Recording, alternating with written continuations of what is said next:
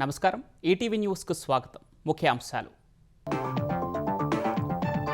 ఇరాన్పై కొనసాగుతున్న Israel America దాడులు, టెహ్రాన్పై బాంబుల వర్షం, హర్మూజ్ తెరవాల్సిందేనని మరోసారి ట్రంప్ హెచ్చరికలు. ఇజ్రాయెల్ గల్ఫ్ దేశాలపై ఇరాన్ ప్రతిదాడులు, విద్యాసంస్థలు మూసివేసిన నెతన్యాహు సర్కార్, 60 డ్రోన్లు అడ్డుకున్నట్లు సౌదీ అరేబియా వెల్లడి. కాసేపట్లో రైతు భరోసా నిధుల విడుదల, నర్మెట్టలో ఆయిల్ పామ్ ఫ్యాక్టరీ ప్రారంభించనున్న సీఎం, అన్నదాతల సంతోషమే ముఖ్యమన్న రేవంత్ రెడ్డి. తెలంగాణలో భవనాలు టీడీఆర్ నిబంధనల సవరణ, 21 మీటర్లు దాటితే హైరైజ్ భవనాలుగా పరిగణన, 10 నుంచి 20 అంతస్తులకు టీడీఆర్ తప్పనిసరి. నిర్వాసితులకు పునరావాసం తర్వాతే మూసి అభివృద్ధి చేయాలన్న బీజేపీ, సరైన ప్రణాళికే లేదని విమర్శ, బఫర్ జోన్ పెంపుపై అభ్యంతరాలు. రేపు అనకాపల్లిలో ఆర్సెలార్ మిత్తల్ స్టీల్ ప్లాంట్కు శంకుస్థాపన, ఏర్పాట్లు పూర్తి చేసిన అధికారులు, ఏపీకి గేమ్ చేంజర్గా అభివర్ణించిన నేతలు. ఏపీ జలాల్లో తమిళనాడు బోట్ల ప్రవేశంపై కూటమి సర్కార్ అభ్యంతరం, తగిన చర్యలు చేపట్టాలని స్టాలిన్ సర్కార్కు మత్స్యశాఖ కమిషనర్ లేఖ.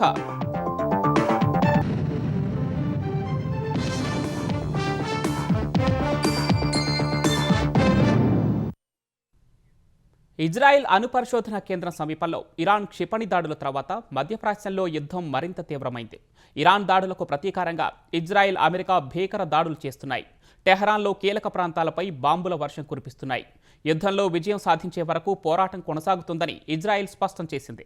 ప్రతిదాడులు ఉధృతం చేసిన ఇరాన్ సెంట్రల్ ఇజ్రాయెల్తో పాటు గల్ఫ్ దేశాల్లో అమెరికా సైనిక స్థావరాలపై క్షిపణులు, డ్రోన్లతో విరుచుకుపడుతోంది. దాడులు, ప్రతిదాడులతో పశ్చిమాసియాలో యుద్ధం మరింత భీకరంగా మారింది. ఇజ్రాయెల్ అణుపరిశోధన కేంద్రం సమీపంలో ఇరాన్ దాడుల నేపథ్యంలో నెతన్యాహు ప్రభుత్వం అప్రమత్తమైంది. దక్షిణ ఇజ్రాయెల్లో పాఠశాలలు, విద్యాసంస్థలను రేపటి వరకు మూసివేస్తూ ఆదేశాలు జారీ చేసింది. నెగెవ్, లాచిష్, డెడ్సీ ప్రాంతాలలో 50 మందికి పైగా ప్రజలు ఒక చోట చేరకూడదని ఆంక్షలు విధించింది. గత రాత్రి ఇరాన్ ప్రయోగించిన క్షిపణులు ఇజ్రాయెల్ రక్షణ వ్యవస్థను దాటుకుని దక్షిణ ప్రాంతాల్లో పడటంతో ఈ నిర్ణయం తీసుకుంది. టెహ్రాన్లోని కీలక ప్రభుత్వ కార్యాలయాలు, మౌలిక సదుపాయాలు, సైనిక స్థావరాలపై ఇజ్రాయెల్, అమెరికా భీకర దాడులు చేస్తున్నాయి. అటు లెబనాన్లో భూతల దాడులను కొనసాగిస్తున్న ఇజ్రాయెల్ 10 మంది హెజ్బొల్లా సభ్యులను హతమార్చినట్లు ప్రకటించింది. ఇజ్రాయెల్తో పాటు గల్ఫ్ దేశాల్లోని అమెరికా సైనిక స్థావరాలపై ఇరాన్ విరుచుకుపడుతోంది. ఇజ్రాయెల్ కీలక ఓడరేవు నగరం ఐలాట్ను లక్ష్యంగా చేసుకుంది. బీర్షెబా, కిర్యాత్ ఘాట్ ప్రాంతాల్లోని సైనిక స్థావరాలపై క్షిపణులను ప్రయోగిస్తోంది. ఇజ్రాయెల్లో ఇరాన్ జరిపిన క్షిపణి దాడుల్లో 200 మందికి పైగా మృతి చెందినట్లు టెహ్రాన్ ప్రకటించింది. ఇజ్రాయెల్ మాత్రం సుమారు 180 మంది గాయపడినట్లు పేర్కొంది. క్షతగాత్రుల్లో పలువురి పరిస్థితి విషమంగా ఉన్నట్లు తెలిపింది. ఉత్తర ఇజ్రాయెల్పై లెబనాన్ రాకెట్ దాడులు జరపగా వాహనంపై శకలాలు పడి ఓ వ్యక్తి ప్రాణాలు కోల్పోయాడు. ఈ దాడుల కారణంగా ఇజ్రాయెల్లో హెచ్చరికా సైరన్లు మోగుతున్నాయి. కువైట్లోని అలీ అల్ సలేం బేస్పై ఇరాన్ దాడులు చేసింది. యుఏఈలోని అల్ మిన్హాద్, అల్ దఫ్రా బేస్లే లక్ష్యంగా బాంబులు కురిపించింది. గత 24 గంటల్లో సౌదీ అరేబియాపైకి ఇరాన్ సుమారు 60 డ్రోన్లను ప్రయోగించింది. అయితే వాటన్నింటినీ సౌదీ రక్షణ వ్యవస్థలు గాల్లోనే అడ్డుకున్నాయి. ఇరాక్ కేంద్రంగా పనిచేస్తున్న ఇరాన్ అనుకూల సాయుధ బృందాలు దాడుల తీవ్రత పెంచాయి. గత 24 గంటల్లో అమెరికా సైనిక స్థావరాలపై భారీ దాడులు చేసినట్లు ఇస్లామిక్ రెసిస్టెన్స్ ఇన్ ఇరాక్ అనే సంస్థ ప్రకటించింది. ఇరాక్తో పాటు తమ ఇతర చోట్ల ఉన్న అమెరికా సైనిక స్థావరాలను లక్ష్యంగా చేసుకుని మొత్తం 21 దాడులు నిర్వహించినట్లు పేర్కొంది. ఈ దాడుల కోసం డజన్ల కొద్దీ డ్రోన్లు, రాకెట్లు ప్రయోగించినట్లు వెల్లడించింది. హర్మూజ్ జలసంధిని 48 గంటల్లో తెరవాలని, లేకపోతే ఇరాన్పై దాడులు ఉధృతం చేస్తామని అమెరికా అధ్యక్షుడు డొనాల్డ్ ట్రంప్ హెచ్చరించారు. ఇరాన్ విద్యుత్ ప్లాంట్లను పూర్తిగా ధ్వంసం చేస్తామని పేర్కొన్నారు. అంతర్జాతీయ మార్కెట్లో ముడి చమురు ధరలు ఆకాశాన్ని అంటుతున్న నేపథ్యంలో ట్రంప్ ఈ మేరకు వ్యాఖ్యానించారు. ఎలాంటి బెదిరింపులు లేకుండా జలసంధిని తెరవాలని సూచించారు. హర్మూజ్ను పూర్తిగా తెరవకపోతే ఇరాన్లోని పెద్ద విద్యుత్ కేంద్రంతోనే దాడులు ప్రారంభిస్తామని ట్రంప్ హెచ్చరించారు. దీనిని తీవ్రంగా పరిగణించిన ఇరాన్ అమెరికాకు తిరిగి హెచ్చరికలు పంపింది. పశ్చిమాసియాలో అమెరికాకు చెందిన ఇంధన, సాంకేతిక, నీటి శుద్ధి మౌలిక సదుపాయాలన్నింటినీ లక్ష్యంగా చేసుకుంటామని ఇరాన్ సైన్యం హెచ్చరించింది. హర్మూజ్లో శత్రు నౌకలకు ప్రవేశం ఉండబోదని తేల్చి చెప్పింది. ఇదే క్రమంలో హర్మూజ్లో యుద్ధం క్రితం నాటి పరిస్థితులు అంత సులువుగా రావని స్పష్టం చేసింది. పశ్చిమాసియాలో ఉద్రిక్తత వేళ బ్రిటన్కు చెందిన అత్యంత శక్తివంతమైన అణు జలాంతర్గామి హెచ్ఎంఎస్ అన్సన్ అరేబియా సముద్రంలోకి చేరుకుంది. ఇది ప్రస్తుతం హర్మూజ్ జలసంధికి సమీపంలో ఉన్నట్లు తెలుస్తోంది. ఇందులో 1600 కిలోమీటర్ల దూరంలోని లక్ష్యాలను ఛేదించగల తోమహాక్ క్షిపణులు, భారీ టార్పెడోలు ఉన్నట్లు సమాచారం. ఇరాన్ యుద్ధ తంత్రాలు, లాంచ్ సిస్టమ్లు ఇక మీదట అమెరికా, ఇజ్రాయెల్ను విస్తుపోయేలా చేస్తాయని ఇస్లామిక్ రెవల్యూషనరీ గార్డ్ ఐఆర్జీసీ హెచ్చరించింది. ఇజ్రాయెల్లోని డిమోనా, అరద్దు ప్రాంతాలపై క్షిపణి దాడుల అనంతరం ఎక్స్ వేదికగా ఐఆర్జీసీ కమాండర్లు పోస్టులు చేశారు. ఇజ్రాయెల్ గగనతలంపై ఇరాన్ క్షిపణులు ఆధిపత్యాన్ని సాధించాయని IRGC aerospace force chief major general Seyed Majid అన్నారు. గత రాత్రి తమ దాడులతో ఇజ్రాయెల్ దక్షిణ ప్రాంతంలోని ఆకాశం గంటల తరబడి క్షిపణి దాడుల వెలుగులతో ప్రకాశించిందని పేర్కొన్నారు. ఇజ్రాయెల్లో అత్యంత భద్రత కలిగిన డిమోనా ప్రాంతంలో తమ క్షిపణులను అడ్డుకోవడంలో ఆ దేశ రక్షణ వ్యవస్థ విఫలమైందని Iran parliamentary speaker Mohammad Bagher Ghalibaf అన్నారు. ఇది ఇజ్రాయెల్ రక్షణ వ్యవస్థ బలహీనతను సూచిస్తోందని ఎద్దేవా చేశారు. ఇరాన్లోని నతాన్స్ అణు కేంద్రంపై జరిగిన దాడులకు ప్రతీకారంగా ఇరాన్ ఈ దాడులకు పాల్పడినట్లు తెలుస్తోంది. హిందూ మహాసముద్రంలో బ్రిటన్, అమెరికా ఉమ్మడి సైనిక స్థావరం డిగో గార్సియాపై క్షిపణి దాడి జరిగిందన్న వార్తలను ఇరాన్ తీవ్రంగా ఖండించింది. ఈ దాడులతో తమకు సంబంధం లేదని, తమ క్షిపణి పరిధి కేవలం 2000 కిలోమీటర్లేనని స్పష్టం చేసింది. ఇరాన్పై భూతల దాడులకు అమెరికా సన్నాహాలు చేస్తోందన్న వార్తల నేపథ్యంలో టెహ్రాన్ ఈ మేరకు ప్రకటన చేసింది. ఇరాన్కు సుమారు 4000 కిలోమీటర్ల దూరంలో ఉన్న డిగో గార్సియా బేస్పై 2 బాలిస్టిక్ క్షిపణులను టెహ్రాన్ ప్రయోగించిందని వాల్ స్ట్రీట్ జర్నల్ పేర్కొంది. ఈ క్షిపణుల్లో ఒకటి గాలిలోనే విఫలం కాగా మరొక దాన్ని అమెరికా కూల్చివేసినట్లు తెలిపింది. ఈ పరిణామాల నేపథ్యంలో ఇరాన్లోకి నేరుగా సైన్యాన్ని పంపేందుకు అమెరికా సమగ్ర ప్రణాళిక సిద్ధం చేసినట్లు అంతర్జాతీయ మీడియా పేర్కొంది. యుద్ధం జరిగితే ఇరాన్ సైనికులను బంధించే ప్రక్రియపై కూడా చర్చలు జరిగాయని తెలిపింది. ఈ క్రమంలోనే ఇరాన్ ఈ ప్రకటన చేసింది. పశ్చిమాసియాలో ఉద్రిక్తతల వేళ మరో ఎల్పీజీ నౌక భారత్కు చేరుకుంది. అమెరికాలోని టెక్సాస్ రాష్ట్రం నెదర్లాండ్ పోర్టు నుంచి పైక్సిస్ పయనీర్ అనే భారీ ఎల్పీజీ నౌక కర్ణాటకలోని న్యూ మంగళూరు పోర్టుకు చేరుకుంది. ఈ నౌక సుమారు 16,714 టన్నుల ధృవీకృత పెట్రోలియం గ్యాస్ను మోసుకొచ్చింది. ఏజిస్ లాజిస్టిక్స్ లిమిటెడ్ కోసం దీన్ని దిగుమతి చేసుకున్నారు. ఫిబ్రవరి 14న అమెరికా నుంచి బయలుదేరిన ఈ నౌక సుదీర్ఘ ప్రయాణం తర్వాత ఈ తెల్లవారుజామున మంగళూరు తీరానికి చేరుకుంది. గల్ఫ్ దేశాల నుంచి ఇంధన సరఫరాకు ఆటంకాలు ఏర్పడుతున్న నేపథ్యంలో అమెరికా వంటి దేశాల నుంచి అందుతున్న ఈ సరఫరా భారత్కు ఎంతో కీలకం కానుంది. రాబోయే వారంలో మరిన్ని నౌకల ద్వారా న్యూ మంగళూరు పోర్టుకు మొత్తం 72,700 టన్నుల ఎల్పీజీ చేరనుంది. ఇక్కడి నుంచి పైప్లైన్ల ద్వారా బెంగళూరుతో పాటు ఇతర ప్రాంతాలకు వంట గ్యాస్ సరఫరా చేయనున్నారు. తెలంగాణ వ్యాప్తంగా అన్నదాతలకు 9,000 కోట్ల రైతు భరోసా నిధుల విడుదలకు నేడు శ్రీకారం చుడుతున్నట్లు ముఖ్యమంత్రి రేవంత్ రెడ్డి ప్రకటించారు. 70 లక్షల మంది రైతన్నలకు భరోసా ఇస్తున్నట్లు ఆయన తెలిపారు. అన్నదాత సంతోషం కోసం అన్నగా బాధ్యత తీసుకున్నట్లు తెలిపారు. రైతును ధైర్యంగా సాగుమడిలో నిలబెట్టేందుకు భరోసా ఇస్తున్నట్లు ఎక్స్ వేదికగా రేవంత్ రెడ్డి వెల్లడించారు. తమ పాలనలో రైతే రాజని మరోసారి రుజువు చేస్తూ పథకాన్ని అమలు చేస్తున్నామని సీఎం వెల్లడించారు. కేవలం 17 నెలల వ్యవధిలో ఆయిల్ పామ్ పరిశ్రమ మొదలుపెట్టామని, దాన్ని పూర్తి చేసి నేడు రైతులకు అంకితం చేస్తున్నామని వివరించారు. పరిశ్రమకు కొనసాగింపుగా రిఫైనరీ యూనిట్కు శంకుస్థాపన చేస్తున్నట్లు సీఎం తెలిపారు. మూసీ ప్రక్షాళన పేరుతో పేదల ఇండ్లు కూలిస్తే ఊరుకోబోమని బీజేపీ నేతలు మరోసారి హెచ్చరించారు. గత ప్రభుత్వం కాళేశ్వరం అంటే కాంగ్రెస్ మూసేశ్వరం అంటుందని బీజేపీ తెలంగాణ అధ్యక్షుడు రామచంద్రరావు విమర్శించారు. కాంగ్రెస్ డిఎన్ఏలో అభివృద్ధి అనే అంశమే లేదని ఆగ్రహం వ్యక్తం చేశారు. మూసీ పునరుజ్జీవనం వాస్తవాలు అనే అంశంపై కత్రియా హోటల్లో జరిగిన చర్చా కార్యక్రమంలో బీజేపీ నేతలు, నిపుణులు పాల్గొన్నారు. మూసీ అభివృద్ధికి సంబంధించి కేంద్ర జలవనరుల శాఖ మాజీ సలహాదారు Vedire Sriram power point presentation ఇచ్చారు. మొదటగా మూసీ నీటిని శుద్ధి చేయాలని ఆయన సూచించారు. తాము ఒక డిపిఆర్ తయారు చేశామని, అది తమ అధ్యక్షుని అనుమతితో ఉచితంగానే ఇచ్చేస్తామన్నారు. మూసీకి పునరుజ్జీవనానికి సరైన ప్రణాళిక లేదని బీజేపీ తెలంగాణ అధ్యక్షుడు రామచంద్రరావు విమర్శించారు. ఈరోజు మీరు మూసీ ప్రక్షాళన మీద 1,50,000 కోట్ల రూపాయలు మీరు వ్యయం చేస్తామని చెప్తా ఉన్నారు. నా దగ్గర డబ్బులు లేవు, పెన్షన్స్ అయినా డబ్బులు లేవు, రైతు భరోసా అయినా డబ్బులు లేవు. ఈ 1,50,000 కోట్ల రూపాయలు ఎక్కడి నుంచి తీసుకొస్తారో? మీరు అప్పు తీసుకొస్తే మళ్ళీ అప్పు కట్టేది ఎవరు? తెలంగాణ ప్రజలు. కాబట్టి డిస్ప్లేస్మెంట్ చేసే ముందే వాళ్ళకి రీహాబిలిటేట్ చేయాల్సిన అవసరం ఉన్నది. ఇది Bharatiya Janata party first demand. Musi తప్పకుండా ప్రక్షాళన జరగాల్సి ఉంది. 12 నుంచి 50 మీటర్ల దాకా బఫర్ జోన్ ఎందుకు అవసరం మీకు? అక్కడ నార్సింగి దగ్గర ఈరోజు ఒక పెద్ద బిల్డరు ఒక పెద్ద ప్రాజెక్ట్ కడతా ఉన్నాడు, మూసీకు ఆనుకొని కడతా ఉన్నాడు. మరి వాళ్ళకి బఫర్ జోన్ పనిచేయదా? అక్కడనో ఒక బఫర్ జోనే లేదు, ఇక్కడో బఫర్ జోన్ పెడుతున్నారు. ఈ ప్రాజెక్ట్ ఇంప్రాక్టికల్ ప్రాజెక్ట్. అనకాపల్లి జిల్లాలో Arcelor Mittal Nippon steel factory భూమి పూజకు ఏర్పాట్లు పూర్తయ్యాయి. నక్కపల్లి మండలం చందనాడ పంచాయతీ పాటిమీద గ్రామంలో రేపు సాయంత్రం సీఎం చంద్రబాబు, ఉప ముఖ్యమంత్రి పవన్ కళ్యాణ్, కేంద్ర మంత్రులు కుమారస్వామి, శ్రీనివాస వర్మ తదితరులు భూమి పూజ చేయనున్నారు. ఇందుకు సంబంధించిన ఏర్పాట్లను హోంమంత్రి వంగల్పూడి అనిత, పలువురు మంత్రులు, ఎంపీలు, అధికారులు పరిశీలించారు.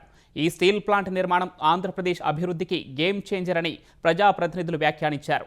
5,465 ఎకరాల్లో 2 దశల్లో సాకారం కానున్న ఈ ప్రాజెక్టుతో అనకాపల్లి జిల్లా రూపురేఖలే మారిపోతాయని తెలిపారు. విశాఖపట్నం స్టీల్ ప్లాంట్కు కావాల్సిన మెటీరియల్స్ను ఈ సంస్థ అందిస్తుందని ఆంధ్రప్రదేశ్ ప్రభుత్వ ప్రత్యేక ప్రధాన కార్యదర్శి కృష్ణబాబు తెలిపారు. ఏటా 17.8 మిలియన్ టన్నుల ఉత్పత్తి సామర్థ్యంతో స్టీల్ ప్లాంట్ ఏర్పాటు కానుందని వెల్లడించారు. స్టీల్ ప్లాంట్ శంకుస్థాపనకు 3,000 మంది పోలీసులతో బందోబస్తు ఏర్పాటు చేస్తున్నారు. 50,000 మంది ప్రజలు కార్యక్రమానికి హాజరవుతారని అంచనా వేస్తున్నారు. ఇందుకోసం 450 బస్సులను సిద్ధం చేశారు. ఈరోజు నక్కపల్లి కూడా ఈరోజు ప్రపంచ పటంలో ఈరోజు చూపించుకునే విధంగా భారతదేశంలోకెల్లా అతిపెద్ద స్టీల్ ఫ్యాక్టరీ ఇక్కడ రాబోతుందని చెప్పడానికి నిజంగానే చాలా గర్వపడుతున్నా. ఈరోజు ఆంధ్రప్రదేశ్లోనే అభివృద్ధికి సూచికగా చెప్పాలంటే ఇప్పటి వరకు ఎన్ని వచ్చినా కూడా ఈరోజు ఆర్సెలర్ మిట్టల్ని ఫస్ట్ ఆఫ్ ఆల్ మనం చూపించుకునే విధంగా ఈరోజు మనం చేసుకోగలిగాం. సుమారుగా 1,00,000 కోట్ల పైన పెట్టుబడి, అదేవిధంగా ఇన్ఫ్రాస్ట్రక్చర్. ఈరోజు ఒక చిన్న రోడ్డు పడితేనా దాని చుట్టూ ఎంత ఇన్ఫ్రాస్ట్రక్చర్ వస్తుందో మనకు తెలుసు.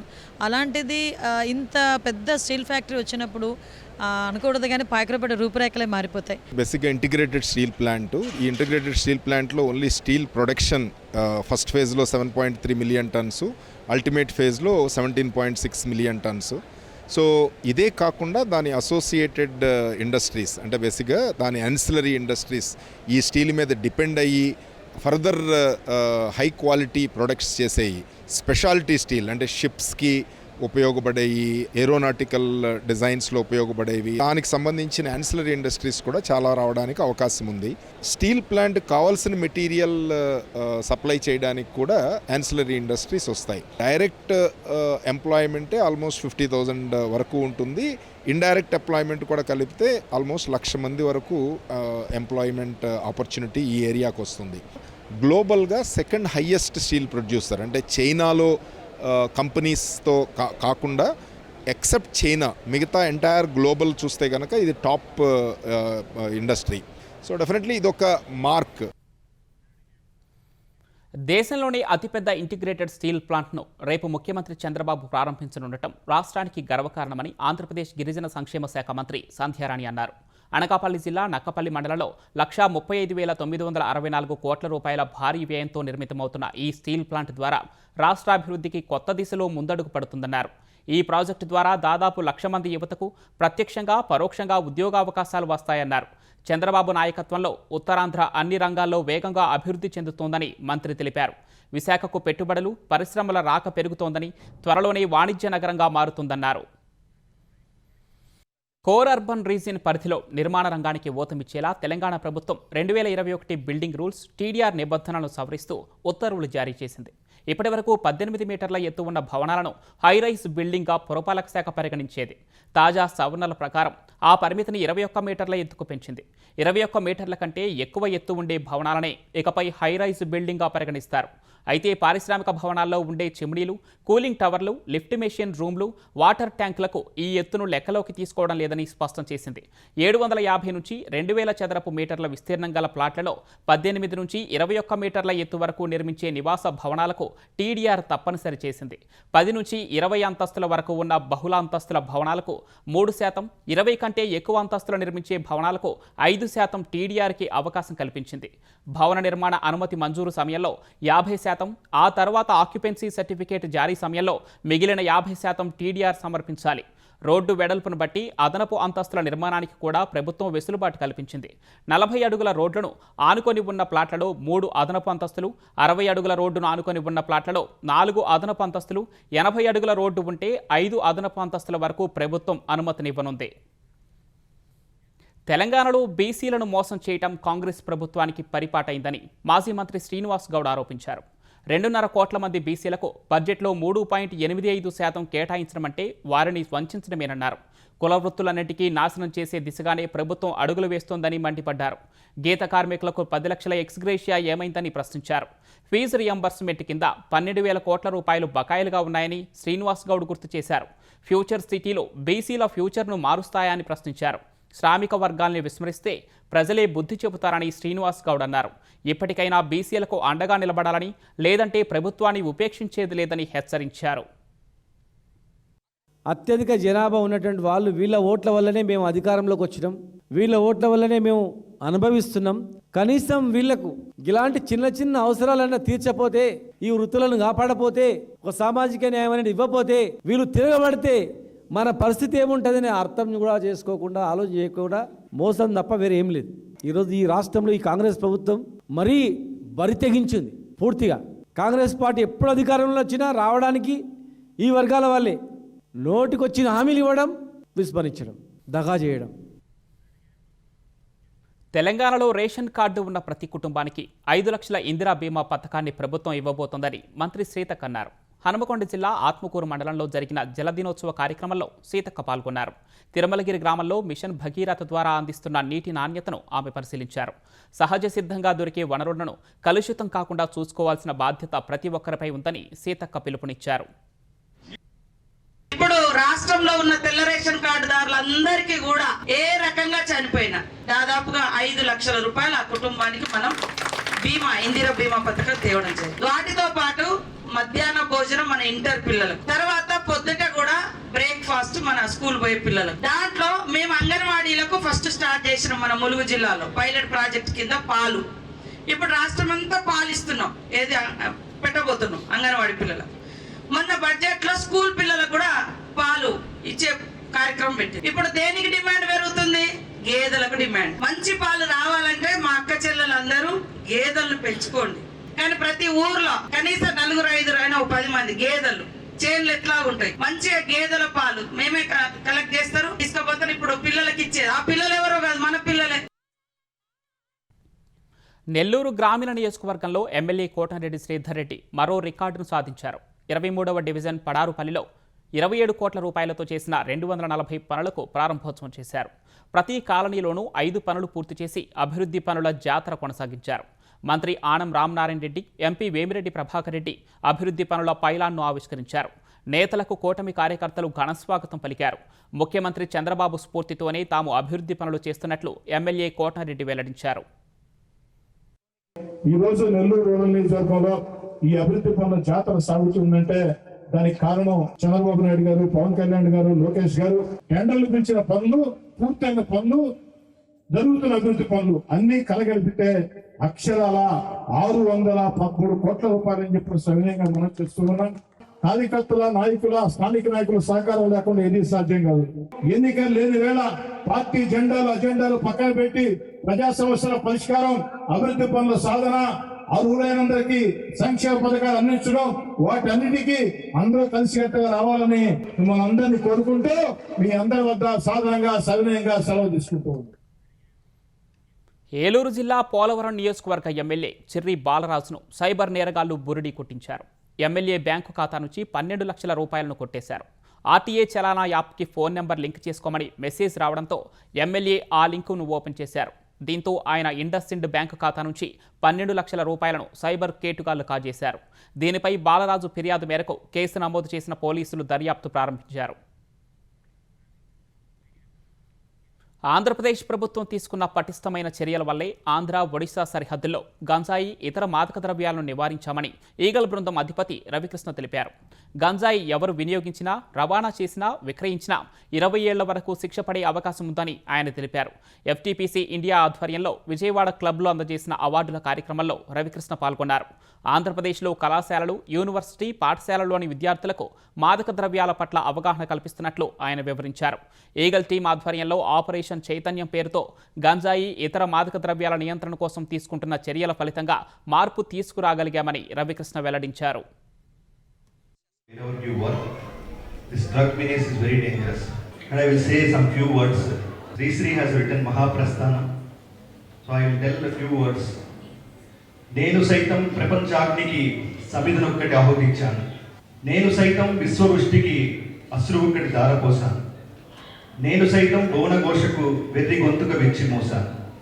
నేను సైతం ప్రపంచాగ్నికి సమిధనొక్కటి ఆహుతించాను. The meaning is that for the change in the society, even a small effort is very valuable. So even you say no to drugs to 10 people, it brings a big change in the society. కేంద్ర petroleum సహజవాయు మంత్రిత్వ శాఖ సూచనల మేరకు రేపటి నుంచి వాణిజ్య gas సిలిండర్ల లభ్యత మరింత పెరిగే అవకాశం ఉందని ఏపీ స్టార్ హోటల్స్ అసోసియేషన్ అధ్యక్షులు ఆర్వి స్వామి తెలిపారు. గతంలో ఉన్న 30% కేటాయింపులకు అదనంగా మరో 20% కేటాయిస్తూ మొత్తం కోటాను 50% పెంచుతూ కేంద్ర ప్రభుత్వం తీసుకున్న నిర్ణయాన్ని స్వాగతిస్తున్నట్లు తెలిపారు. ప్రస్తుత పరిస్థితులను పరిగణలోనికి తీసుకుని ఆంధ్రప్రదేశ్ ప్రభుత్వం మరికొంత వాటా పెంచాలని విజ్ఞప్తి చేశారు. కేంద్ర పెట్రోలియం సహజవాయు శాఖ కార్యదర్శి డాక్టర్ నీరజ్ మిత్తల్ చేసిన సూచనలను అంతా పరిగణలోనికి తీసుకోవాలని కోరారు. 30% ఇప్పుడు దాకా ఇస్తున్న కమర్షియల్ సిలిండర్స్కి ఎన్హాన్స్మెంట్గా 20% చేసి 50% వాళ్ళది సోమవారం నుంచి అమల్లోకి రావాలని చెప్పేసి చెప్పింది. దానికి సంబంధించి డిస్ట్రిబ్యూటర్స్ డీజిల్ డీలర్స్ దగ్గరికి కూడా కాంటాక్ట్ చేయమని విషయాలు తెలియజేశారు.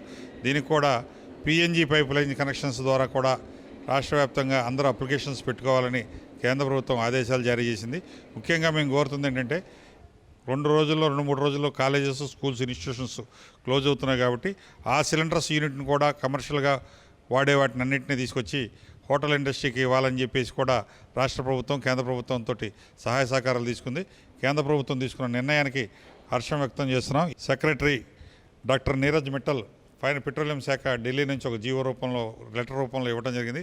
కాబట్టి మేము కోరుతుంది 50% కాదు, ఇంకో 70-75% ఇస్తే హోటల్ ఇండస్ట్రీని సేవ్ చేసినట్టు అవుతుందని చెప్పేసి. అనంతపురం జిల్లా ఉరవకొండ మండలం రేణుమాకులపల్లిలో వైసీపీకి చెందిన సర్పంచ్ సహా మరికొందరు తమపై దాడి చేశారని స్థానిక మహిళలు వాపోయారు. ఇళ్లలోని గృహోపకరణాలను సైతం ధ్వంసం చేశారని ఆవేదన వ్యక్తం చేశారు. గ్రామంలో ఆధిపత్యం కోసం తమపై వైసీపీ నేతలు దురుసుగా ప్రవర్తిస్తున్నారని ఆవేదన వ్యక్తం చేశారు. తమపై దాడి చేసిన వారిని కఠినంగా శిక్షించాలని బాధితులు కోరుతున్నారు. కొండిపోయినాడు సార్, పిల్ల తల్లి అనుకోకుండా ఇంత కట్ల తీసుకొని వచ్చి పర్ర కొట్టుకొని వస్తున్నారు. ప్రెసిడెంట్ కొడుకులు, తమ్మన గారు, అందరూ భార్య పిల్లలు అందరూ అక్కడ అందరంతా మొత్తం వచ్చేసినారు. కళ్ళు రాకోకుండా కొట్టినారు సార్. మేము ఏం చేయాలి? మా వాళ్ళు బండ్లు వేసుకొని పోతుంటే బండ్లు బీంచోళ్ళు ఆఫ్ చేసి కత్తులు తీసుకొని సర్పంచ్ కొట్టినారు సార్ నా మొగుని కొట్టినాక వీళ్ళు ఆడవాళ్ళందరూ వచ్చిందంటే ఆడవాళ్ళందరూ చిక్కినట్లా కొట్టినారు. వాళ్ళందరూ గుంపు వచ్చే తలక ఆడవాళ్ళు చింతపాటు చేసినారు. సర్పంచ్ రామాంజనేయుల కొడుకులో వాళ్ళ తమ్ముడు ఎర్లింగప్ప ఇంట్లో పోయి టీవీలు బీర్వాలన్నీ తెరిచి టీవీలన్నీ పగులుగొట్టి కట్లు రాయలు అన్ని ఇంటి ముందు రేసి వచ్చినారు సార్. మాకంటే ఎవరు ఎదురులేరని వాళ్ళు వచ్చి మమ్మల్ని చెప్తున్నారు. వైఎస్ఆర్ రామాంజనేయులు ఇంత ప్రెసిడెంట్ అయితే మాత్రం కొట్టమని చెప్తారు. ఆడవాళ్ళని ఉంటే వాళ్ళన్నా ఉండండి, మేమన్నా ఉండం, సంపండి అయితే పోతే అంటాడు. ఆంధ్రప్రదేశ్ రాష్ట్ర సముద్ర పరిధిలోని జలాల్లోకి తమిళనాడు చేపల మరబోట్లు అక్రమంగా ప్రవేశించి వేట కొనసాగించడంపై తీవ్ర ఆందోళన వ్యక్తమవుతోంది. ఈ అంశంపై ఏపీ మత్స్యశాఖ పలుమార్లు తమిళనాడు ప్రభుత్వానికి లేఖలు రాసిన స్పందన కరువైంది. ఈ నేపథ్యంలో మార్చి 18న నెల్లూరు జిల్లా జువ్వెలదిన్న ఫిషింగ్ హార్బర్ వద్ద పోలీసులు స్వాధీనం చేసుకున్న 4 పడవలను పుదుచ్చేరి మత్స్యకారులు బలవంతంగా తీసుకువెళ్లారు. ఈ ఘటన చట్ట వ్యవస్థపై ప్రభావం చూపిందంటూ ఏపీ మత్స్యశాఖ కమిషనర్ మరోసారి తమిళనాడు సర్కారుకు లేఖ రాశారు. ఈ పరిణామాలతో తిరుపతి, నెల్లూరు, ప్రకాశం, బాపట్ల జిల్లాల్లోని 162 తీర ప్రాంత గ్రామాల మత్స్యకారుల్లో ఆందోళన నెలకొంది. తమిళనాడు పడవల నిరంతర అక్రమ ప్రవేశం స్థానిక మత్స్యకారుల జీవనోపాధికి ముప్పుగా మారిందని లేఖలో స్పష్టం చేశారు. విధ్వంసకర వేట పద్ధతులు సముద్ర జీవ వ్యవస్థకు నష్టం కలిగిస్తాయని ఆవేదన వ్యక్తం చేశారు. తమిళనాడు ప్రభుత్వం వెంటనే కఠిన చర్యలు తీసుకొని మరపడవలు ఆంధ్ర రాష్ట్ర జలాల్లోకి ప్రవేశించకుండా చూడాలని మత్స్యశాఖ కమిషనర్ కోరారు. ఈ సమస్యపై త్వరితగతిన స్పందించాలని కోరుతూ కేంద్ర ప్రభుత్వానికి కూడా ఏపీ మత్స్యశాఖ కమిషనర్ సమాచారం పంపారు. ఖమ్మం జిల్లా మధిర మండలంలోని సాయి బాలాజీ కోల్డ్ స్టోరేజ్లో చెలరేగిన మంటలు ఇంకా అదుపులోకి రాలేదు. ఈ విషయాన్ని స్థానిక నేతలు, అధికారుల ద్వారా తెలుసుకున్న తెలంగాణ ఉప ముఖ్యమంత్రి మల్లుభట్టి విక్రమార్క ఉన్నతాధికారులతో చర్చించారు. భట్టి ఆదేశాల మేరకు స్కైఫైర్ ఇంజన్ను ఘటనాస్థలికి అధికారులు పంపారు. ఆ యంత్రం సాయంతో గిడ్డంగిలోని మంటలను ఆర్పేందుకు అగ్నిమాపక సిబ్బంది శ్రమిస్తున్నారు. కోల్డ్ స్టోరేజ్లో అగ్ని ప్రమాదం కారణంగా నష్టపోయిన తమను ఆదుకోవాలని రైతులు ప్రభుత్వానికి విజ్ఞప్తి చేస్తున్నారు. నీరు మానవ మనుగడకు జీవనాధారం మాత్రమే కాదని అది భూమి భవిష్యత్తును నిర్దేశించే కీలక శక్తి అని ప్రధాని నరేంద్ర మోదీ తెలిపారు. ప్రపంచ జల దినోత్సవం సందర్భంగా ఎక్స్ వేదికగా మోదీ పోస్ట్ చేశారు. ప్రతి నీటి చుక్కను సంరక్షించి బాధ్యతాయుతంగా వినియోగించాలని దేశ ప్రజలకు పిలుపునిచ్చారు. నీటిని పొదుపు చేసే విషయంలో మన నిబద్ధతను చాటుకోవాలని సూచించారు. ఈ సందర్భంగా నీటిని పొదుపు చేస్తూ ప్రజల్లో అవగాహన కల్పిస్తున్న వారిని ప్రధాని మోదీ ప్రత్యేకంగా అభినందించారు. ప్రజాసేవలో ప్రధాని నరేంద్ర మోదీ మరో రికార్డు సృష్టించారు.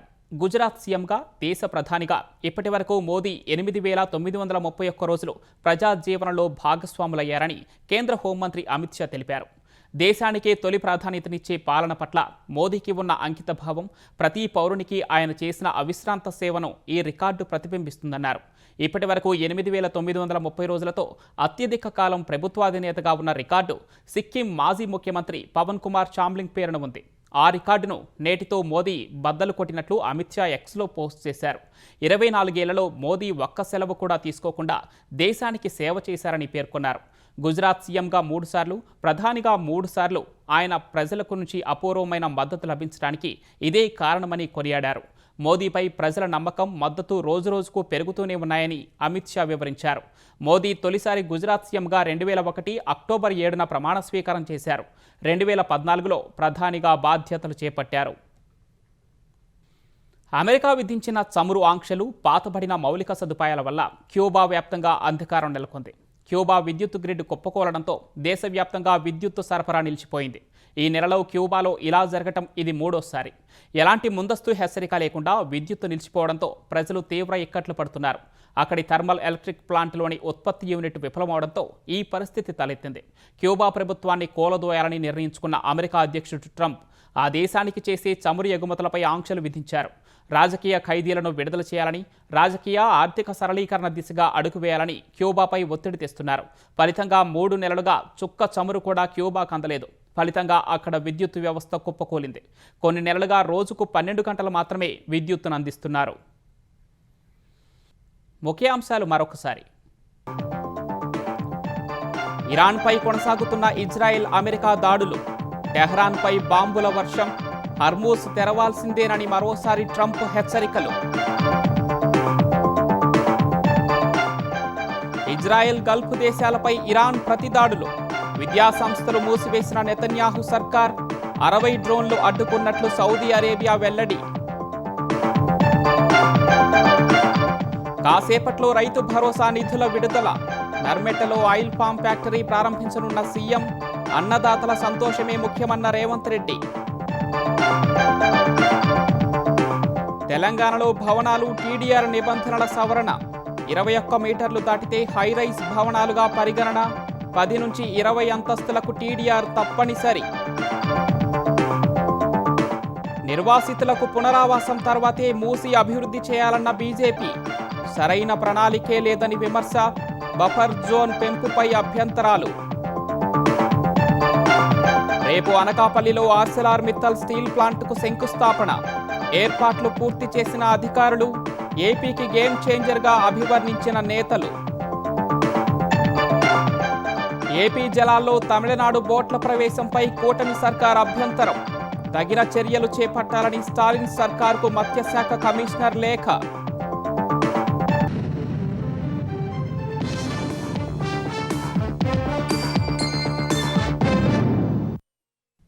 ఈటీవీ న్యూస్ సమాప్తం.